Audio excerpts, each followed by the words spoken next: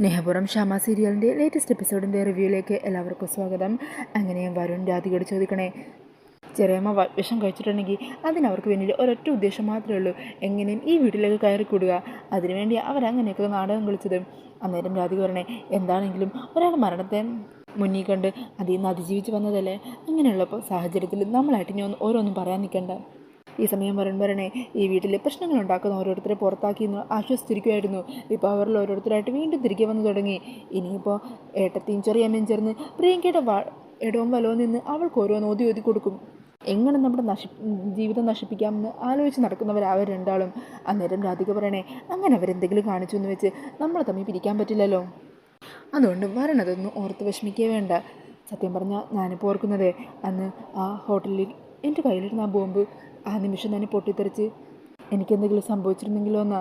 അങ്ങനെയാണെങ്കിൽ ഇപ്പോൾ ഇവിടെ നടക്കാൻ പോകുന്നത് എൻ്റെ അന്ത്യകർമ്മങ്ങളായിരിക്കില്ലേ. അന്നേരം പറയണേ, എവിടെ രാധികെ, താൻ ഇതൊക്കെ അങ്ങ് വിട്ടുകളാ, അതൊക്കെ മനസ്സിൽ നിന്ന് മായച്ചു കളഞ്ഞേക്ക്. ഈ സമയം രാധിക പറയണേ, അങ്ങനെ ഞാൻ മരിച്ച് മുകളിലേക്ക് ചെന്ന് കഴിഞ്ഞാൽ ഭഗവാൻ എന്നോട് ചോദിക്കില്ലേ, നിനക്ക് ഇത്ര സ്നേഹമുള്ള നല്ലൊരു ഭർത്താവിനെ തന്നിട്ട് എന്തിനാ നീ അവനൊറ്റക്കാക്കി ഇത്ര പെട്ടെന്ന് ഇങ്ങോട്ട് തിരിച്ചു വന്നതെന്ന്. അന്നേരം പറയണേ, അതിന് താൻ ഒറ്റയ്ക്ക് ചെന്നാലല്ലേ, താൻ അങ്ങനെ പോയി കഴിഞ്ഞാലേ അതിൻ്റെ തൊട്ട് പിന്നാലെ തന്നെ ഞാനും ഏതെങ്കിലും രീതിയിൽ അങ്ങോട്ടേക്കെത്തും. താൻ അറിയില്ലാതെ ഒരു നിമിഷം പോലും ജീവിക്കാൻ എന്നെ കൊണ്ടാവില്ല. അന്നേരം രാധിക പറയണേ, വരുൺ ഇങ്ങനെയൊന്നും പറയല്ലേ, മരണത്തെക്കുറിച്ച് ഇങ്ങനെ സംസാരിക്കല്ലേ. അതേക്കുന്നത് പറയണേ, അത് ശരി, അപ്പോൾ ഇത്രയും നേരം മരണത്തെക്കുറിച്ച് സംസാരിച്ച താനാണല്ലോ, തനിക്ക് അങ്ങനെ സംസാരിക്കാം, അതിനൊരു കുഴപ്പമില്ലല്ലേ. അന്നേരം രാധിക ചിരിക്കുവാണ്. ഈ സമയം പറയണേ, എന്താണെങ്കിലും ഇനി നമുക്കങ്ങ് കിടക്കാം, സമയം കുറേ ആയില്ലേ. അങ്ങനെ പറഞ്ഞ് വരുണിൻ്റെ അധികം കിടക്കുവാണ്. ഈ സമയം വരുണിൻ്റെ നെഞ്ചിൽ തലചായ്ച്ച് കിടക്കുവാണ്ട് രാധിക. അന്നേരം ഒരിക്കും പ്രിയങ്ക വാതിൽ വന്നിങ്ങനെ മുട്ടുന്നത്. ചേച്ചി വാതിൽ തുറക്ക്, ചേച്ചി വേഗം തുറക്ക് ചേച്ചി എന്നൊക്കെ പറഞ്ഞ് കൊഞ്ചിക്കോട്ട് ഇങ്ങനെ പറഞ്ഞുകൊണ്ടിരിക്കുവാണ്. അത് കേൾക്കുമ്പോൾ വരുണിൻ്റെ അധികക്ക് രണ്ടുപേർക്കും അങ്ങ് ദേഷ്യം കയറുവാണ്ടോ. അങ്ങനെ രാധിക ചെന്ന് ഡോർ തുറക്കുക. അന്നേരം പ്രിയങ്ക പറയണേ, ചേച്ചി എനിക്കില്ല റൂമിൽ ഒറ്റയ്ക്ക് കിടക്കാൻ പേടിയാവുന്നു ചേച്ചി, പ്രേതത്തിനും ഭൂതത്തിനും ഒക്കെ കാണുവാണ്, ചേച്ചിയും കൂടി എൻ്റെ കൂടെ റൂമിൽ വന്ന് കിടക്കുമോ, ഭൂതത്തിനെ കണ്ട് ഞാൻ പേടിച്ചു പോയി ചേച്ചി.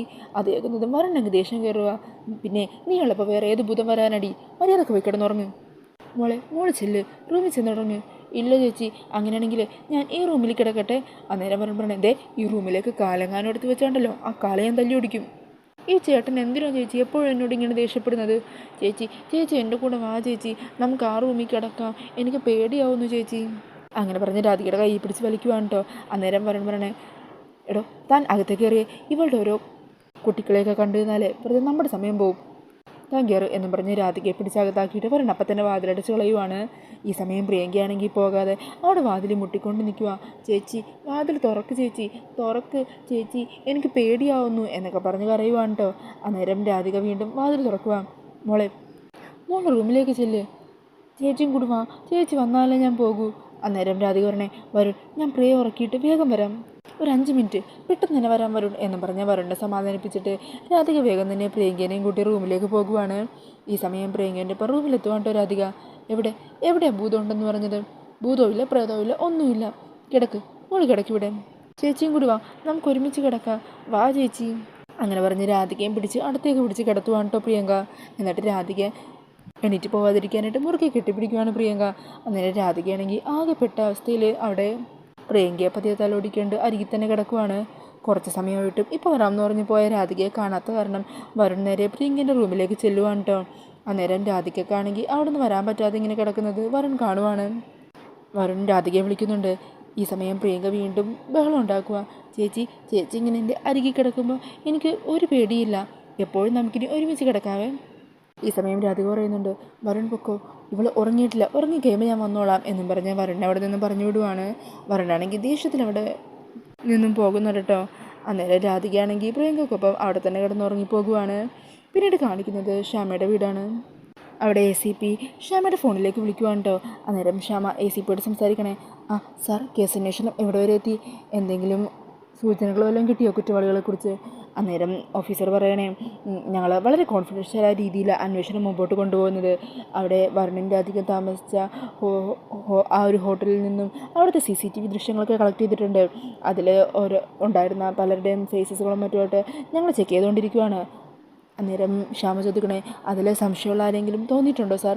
അങ്ങനെ ചോദിച്ചാൽ 3-4 പേര് ഞങ്ങൾ സംശയമുള്ളവരുടെ ലിസ്റ്റിൽ എടുത്തു വെച്ചിട്ടുണ്ട് എന്താണെങ്കിലും വരുണയോടും രാധികയോടും ഇന്നിങ്ങോട്ടേക്ക് വരാൻ പറഞ്ഞിട്ടുണ്ട്. അവരെ ഒന്ന് ആ ഫോട്ടോസൊക്കെ കാണിച്ച് നോക്കാം. അവരിൽ ആരെങ്കിലും അവർക്ക് കണ്ടുപരിചയോ അല്ലെങ്കിൽ സംശയം തോന്നിയതോ ഉണ്ടോ എന്ന് ചോദിക്കാൻ വേണ്ടിയിട്ട്. എന്നാണെങ്കിലും മാഡം വിഷമിക്കേണ്ട. ഇതിന് പിന്നിൽ പ്രവർത്തിച്ചവരായാലും അവരെത്രയും പെട്ടെന്ന് തന്നെ ഞങ്ങൾ കണ്ടെത്തി മാഡത്തിൻ്റെ മുമ്പിൽ കൊണ്ടുവന്ന് നിർത്തും. സാർ, എത്രയും പെട്ടെന്ന് തന്നെ ആ യഥാർത്ഥ പ്രതികൾ ആരാണെങ്കിലും അവരെ പിടിക്കണം. വരുണിൻ്റെ രാധികയുടെ ജീവിതം വളരെ അപകടത്തിലാണ്. ആ കാര്യം ഓർത്ത് മാഡം വിഷമിക്കേണ്ട. മാഡത്തിന് വേണ്ടി ഇതെങ്കിലും ഞങ്ങൾ ചെയ്യണ്ടേ? പിന്നെ മാഡം, എൻ്റെ അമ്മ മാഡത്തിൻ്റെ വലിയൊരു ആരാധികയാണ്. ഇപ്പോൾ അമ്മയ്ക്ക് അസുഖമായിട്ട് കിടക്കുക. എങ്കിലും അമ്മയ്ക്ക് ഇടയ്ക്കിടയ്ക്ക് മാഡത്തിൻ്റെ പാട്ട് കേൾക്കണമെന്ന് പറയും. ഞാനപ്പോൾ മാഡത്തിൻ്റെ പാട്ടൊക്കെ വെച്ച് കൊടുക്കും. അമ്മക്കത് ഒത്തിരി സന്തോഷമാണ്. ഇതുപോലെ കുറേ പേർക്ക് ആശ്വാസമാണ് മാഡത്തിൻ്റെ ശബ്ദമൊക്കെ. ഇനി മാഡത്തിൻ്റെ അടുത്ത പ്രോഗ്രാമൊക്കെ എപ്പോഴാണ്? ഇപ്പോൾ കുറച്ച് നാളത്തേക്ക് പ്രോഗ്രാം ഒന്നും എടുത്തിട്ടില്ല. ഉടനെ തന്നെ സ്റ്റാർട്ട് ചെയ്യും. എന്നാൽ ശരി, അങ്ങനെ പറഞ്ഞ് ശ്യാമ കോൾ കട്ട് ചെയ്യുവാണ്. അന്നേരം ശ്യാമ അമൃതയോട് പറയണേ, എത്രയും പെട്ടെന്ന് തന്നെ പോലീസുകാരെ പ്രതികളെ കണ്ടെത്തിയാൽ മതിയായിരുന്നു. എന്നാലേ എൻ്റെ മനസ്സിനൊരു സമാധാനമാകുള്ളൂ. സത്യം പറഞ്ഞാൽ വരുണിൻ്റെ രാധികയുടെ വിവാഹം കഴിഞ്ഞപ്പോൾ മനസ്സിനൊരു ആശ്വാസം തോന്നിയതാ. എൻ്റെ മോളെ സുരക്ഷിതമായ കൈകളിലെത്തിയല്ലോ എന്നോർത്ത് സമാധാനിച്ചതാ. ഇപ്പോൾ ദാ വീണ്ടും പ്രശ്നങ്ങൾ വന്നില്ലേ? അന്നേരം അമൃത പറയണേ, അതിനെന്താ പ്രശ്നം? നട്ടലുള്ള ഒരാണടുത്തൻ രാധികൾക്കൊപ്പം എന്തിനും ഏതിനും കൂടെ ഉണ്ടല്ലോ. പിന്നെ എന്തിനാ ശ്യാമ വിഷമിക്കുന്നത്? അതൊക്കെ ശരിയാ. എന്താണെങ്കിലും ഒരു കാര്യത്തിലേ എനിക്ക് നിർബന്ധമുള്ളൂ. എൻ്റെ മോൾക്കിനി കരയേണ്ടി വരരുത്. പിന്നീട് കാണിക്കുന്നത് വരുണും രാധികയും ACP വിളിച്ചതനുസരിച്ച് സ്റ്റേഷനിലേക്ക് പോകാൻ റെഡിയായി പുറത്തേക്ക് ഇറങ്ങുവാണ്. അന്നേരം വരുൺ ചോദിക്കണേ, എന്നാലും എന്തിനായിരിക്കും അവർ വിളിപ്പിച്ചത്? ഇനി പ്രതികളെക്കുറിച്ചുള്ള എന്തെങ്കിലും സൂചന കിട്ടിക്കാണോ? എന്നാണെങ്കിലും നമുക്ക് അവിടെ വരെ ഒന്ന് ചെന്ന് നോക്കാം. അങ്ങനെ രണ്ടാളും കൂടി കാറിനരികിലേക്ക് പോകുമ്പോഴായിരിക്കും കേട്ടോ കാറിൽ നിന്ന് ഹോണടിക്കുന്ന ഒച്ചയാക്കുന്നത്. ഡോർ തുറന്ന് നോക്കുന്നതും പ്രിയങ്കയാണെങ്കിൽ കാറിൻ്റെ ഉള്ളിൽ കയറിയിരിക്കുക. ഹായ് ചേച്ചി, വാ ചേച്ചി, കാറിലേക്ക് കയറി, നമുക്ക് കാറിൽ ട്രിപ്പ് പോകാം. മോളെ പ്രിയങ്കി, നീ ഇറങ്ങിക്ക്. ഞാൻ ഇറങ്ങൂല, എനിക്ക് ട്രിപ്പ് പോകണം. അന്നേരം വരുൺ പ്രിയങ്കയോട് ദേഷ്യപ്പെടണേ, എടി നിന്നോടല്ലേ മര്യാദക്ക് ഇറങ്ങാൻ പറഞ്ഞത്? ഞാൻ ഇറങ്ങൂല, വാ ചേച്ചി നമുക്ക് പോകാം, എനിക്ക് കാറിൽ പോകണം, പുറത്ത് പോകണം. മോളെ നീ ഒന്ന് പറയുന്നത് അനുസരിക്ക്. അന്നേരം വരുൺ പറയണേ, എടോ ഇവളോട് ഇങ്ങനെ പറഞ്ഞാൽ മനസ്സിലാവില്ല, പിടിച്ചെടുക്ക് വണ്ടിയിൽ നിന്ന് പുറത്തേക്ക് വലിച്ചെറിയ വേണ്ടത്. അന്നേരം പ്രിയങ്ക പറയണേ, ഈ ചേട്ടൻ എപ്പോഴും ഇങ്ങനെയാ, എപ്പോഴും എന്നെ കാണുമ്പോൾ ദേഷ്യപ്പെട്ടുകൊണ്ടിരിക്കും. ഒരു കാര്യം ചെയ്യ്, ചേട്ടൻ വണ്ടി എടുത്തോ, ഞാനും ചേച്ചിയും പുറകിരിക്കാം. ഈ സമയം രാധിക പ്രിയങ്കയോട് ദേഷ്യപ്പെടണേ, ഡി നിന്നോടല്ലേ പറഞ്ഞത് മര്യാദക്ക് പുറത്തേക്ക് ഇറങ്ങാൻ? അങ്ങനെ രാധിക ദേഷ്യപ്പെടുന്നത് കാണുന്നതും പ്രിയങ്ക അവിടെ നിന്ന് കരയുവാണ് കേട്ടോ. അത് കാണുന്നതും വരുൺ പറയണേ, എടോ ഇവളോട് ഇനി ഒന്നും പറയണ്ട, നമുക്ക് നടന്നോ എങ്ങനെയാണെന്ന് വെച്ചാൽ പോകാം. താനിങ്ങ് വന്നേ, നമുക്ക് ആ കാറിൽ പോകാം എന്ന് പറഞ്ഞ് അവിടെ കിടക്കുന്ന വേറെ കാറിൻ്റെ അരികിലേക്ക് പോകുവാണ് കേട്ടോ വരുൺ. രാധിക പിന്നാലെ ചെല്ലുക. അത് കാണുന്നതും പ്രിയങ്ക വേഗം തന്നെ ഈ കാറിൽ നിന്ന് ഇറങ്ങി കാറിലേക്ക് കയറാൻ തുടങ്ങുന്ന രാധികയുടെ കൈ പിടിച്ച് വലിക്കുക. ചേച്ചി ഞാനും വരാം ചേച്ചി, എന്നെയും കൂടി കൊണ്ടോ, എനിക്ക് ഒറ്റയ്ക്ക് ഇവിടെ നിൽക്കാൻ പേടിയോ ചേച്ചി. അന്നേരം രാധികയാണെങ്കിൽ പ്രിയങ്കയുടെ കൈയൊക്കെ തട്ടിമാറ്റി കാറിലേക്ക് കയറുവാണ്. ഈ സമയം വരുൺ വേഗം തന്നെ വണ്ടി എടുക്കുവാണ് കേട്ടോ. ഈ സമയം പ്രിയങ്കയാണെങ്കിൽ കാറിൻ്റെ പിന്നാലെ തന്നെ കാറിൽ കയറാൻ വേണ്ടി ശ്രമിച്ച് ഓടുന്നുണ്ട്. എന്നാൽ പ്രിയങ്കയ്ക്ക് കയറാൻ പറ്റുന്നില്ല കേട്ടോ. വരുൺ വേഗത്തിൽ തന്നെ വണ്ടിയെടുത്ത് അവിടെ നിന്നും പോകുവാണ്. ഈ സമയം പ്രിയങ്ക ദേഷ്യപ്പെടുവാണ്, ഷേ ഇവൻ്റെ കയ്യിൽ ആ കാറിൻ്റെ താക്കോലുണ്ടായിരുന്നോ? എന്നെ കാണാതെ മറച്ചു വെച്ചിരിക്കുമായിരുന്നല്ലേ. എന്താണെങ്കിലും രണ്ടും കൂടി പോയിട്ട് തിരിച്ചു വരട്ടെ, വെച്ചിട്ടുണ്ട് ഞാൻ. അങ്ങനെ പറഞ്ഞ് പ്രിയങ്ക നേരെ ചെല്ലുന്നത് റൂമിലേക്കാണ്. റൂമിൽ ചെന്ന് മുത്തശ്ശിയുമായിട്ട് ഫോണിൽ വിളിക്കുക. മുത്തശ്ശി, അവിടെ അച്ഛനും അമ്മയൊക്കെ പ്രശ്നം ഉണ്ടാക്കിയോ? അവർ പ്രശ്നം ഉണ്ടാക്കിയോ? എനിക്കെന്താ കുഴപ്പം? അവരൊച്ച വെച്ചാൽ അതിൻ്റെ അപ്പുറമുള്ള ഒച്ച ഞാൻ വെക്കും. ഞാൻ പിന്നെ കൂടുതൽ ശബ്ദം ഉയർത്തിയാൽ പിന്നെ രണ്ടാളും അങ്ങ് നിർത്തിക്കോളും. അല്ലെങ്കിൽ ഞാനിതുപോലെ നാട്ടുകാരെ വിളിച്ച് എന്തെങ്കിലും പറഞ്ഞാലോ എന്നുള്ള ഭയമുണ്ട്. അല്ല അവിടുത്തെ കാര്യങ്ങൾ എങ്ങനെയാണ്? അന്നേരം പ്രിയങ്ക പറയണേ, രണ്ടെണ്ണത്തിന് ഞാനിവിടെ സ്വസ്ഥത കൊടുത്തിട്ടില്ല. രണ്ടിനെ ഒരുമിച്ച് കിടക്കാനും ഒരുമിച്ചിരിക്കാനും ഞാൻ സമ്മതിക്കാറേയില്ല. ഇപ്പോൾ രാധികയും അവരുടെ രണ്ടിടത്താണ് കിടക്കുന്നത്. അതെന്താണെങ്കിലും നന്നായി മോളെ. പതിയെ സാഹചര്യം കിട്ടുന്ന തക്കം നോക്കി അവരെ രണ്ടാളും തമ്മിൽ അകറ്റാൻ നീ ശ്രമിക്കണം. ജന്മം നടക്കുമെന്ന് തോന്നുന്നില്ല, അത്രക്ക് കാന്തം പോലെ ഒട്ടിപ്പിടിച്ചിരിക്കുകയല്ലേ രണ്ടും കൂടി. അന്നേരം മുത്തശ്ശി എടി ഒരു പെണ്ണ് വിചാരിച്ചാൽ തകർക്കാൻ പറ്റാത്ത ഒരു ബന്ധവുമില്ല. ഇതിലും എത്രയോ സ്നേഹത്തിലും അടുപ്പത്തിലും കഴിഞ്ഞ കുടുംബങ്ങളൊക്കെ തകർന്നത് നീ കേട്ടിട്ടില്ലേ? സമയവും സാഹചര്യവും ഒത്ത് ഓരോ കാര്യങ്ങൾ ചെയ്താൽ മാത്രം മതി. പിന്നെ അവിടെ രാധികയുടെ സ്വഭാവത്തിൽ വരുണിന് ഇഷ്ടപ്പെടാത്ത എന്തെങ്കിലും കാര്യം ഉണ്ടാകുമല്ലോ, അത് അവളെ കൊണ്ട് ജയിച്ച് വരുണിനെ കൊണ്ട് ദേഷ്യപ്പെടുത്തണം. അതുപോലെ വരുണിൻ്റെ സ്വഭാവത്തിൽ രാധികയ്ക്ക് ഇഷ്ടമല്ലാത്ത കാര്യങ്ങളും അത് വേണം ആദ്യം കണ്ടെത്തി രണ്ടാളെയും രണ്ട് പാത്രത്തിലാക്കാൻ. പിന്നെ അവിടെ നീ എന്തെങ്കിലും പ്രശ്നം ഇട്ടുകൊടുത്താൽ മാത്രം മതി. അവിടെ അത് ബാക്കി കത്തിച്ച് പൊലിപ്പിക്കാനായിട്ട് കൽപ്പനയും മുർവശിയൊക്കെ ഉണ്ടല്ലോ. നീ ഒരു കാര്യം ഇട്ടുകൊടുത്താൽ മതി, അവർ രണ്ടാളും കൂടി അത് ഏറ്റുപിടിച്ച് കത്തിച്ചോളും. അന്നേരം പ്രിയങ്ക പറയണേ, ഇപ്പം തന്നെ വരുണാണെങ്കിൽ ആകെ ദേഷ്യം പിടിച്ച മട്ടിലാണ്. ഇനി എൻ്റെ ഭാഗത്തു നിന്ന് എന്തെങ്കിലും പ്രവൃത്തി ഉണ്ടായിക്കഴിഞ്ഞാൽ എന്നെ ചവിട്ടി പുറത്താക്കി ഈ വീടിന് പുറത്തേക്ക് എറിയും വരുൺ. അന്നേരം മുത്തശ്ശി പറയണേ, അത് തന്നെയാടി നമുക്കും വേണ്ടത്. അങ്ങനെ എന്തെങ്കിലും ചെയ്താലുണ്ടല്ലോ വരുൺ മാത്രമല്ല ആ കുടുംബത്തിലെ ഓരോരുത്തരും പിന്നെ കോടതി കയറി ഇറങ്ങേണ്ടി വരും. നിയമത്തിൻ്റെ സപ്പോർട്ടെല്ലാം നമുക്കിപ്പോൾ മോളെ. വക്കീലിനോട് ചോദിച്ചിട്ടാണ് എൻ്റെ ഈ കളി മുഴുവൻ.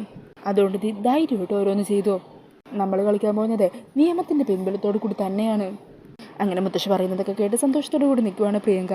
പിന്നീട് കാണിക്കുന്നത് പോലീസ് സ്റ്റേഷനിലെത്തുന്ന വരുണിൻ്റെ അധികനമാണ് കേട്ടോ.